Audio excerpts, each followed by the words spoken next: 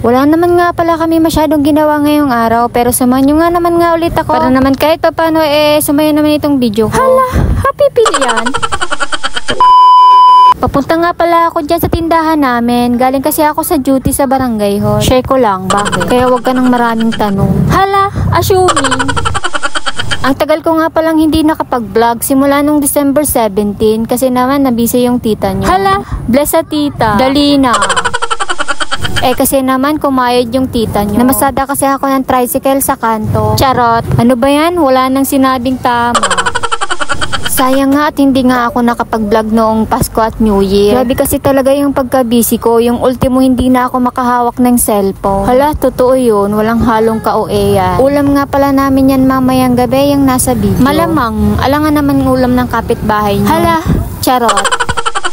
Grabe naman talagang pagpaypay yan naka times 2. Pag yan hindi pa naluto, ay naku talaga. 10 araw ako matutulog sa bubong mo.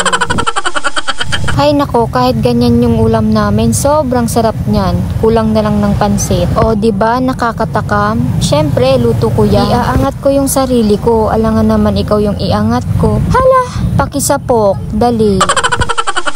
O siya, sige na. Hanggang dito na nga lang pala yung video na to. Huwag mong kalimutan mag-like, follow, and share. Maraming salamat!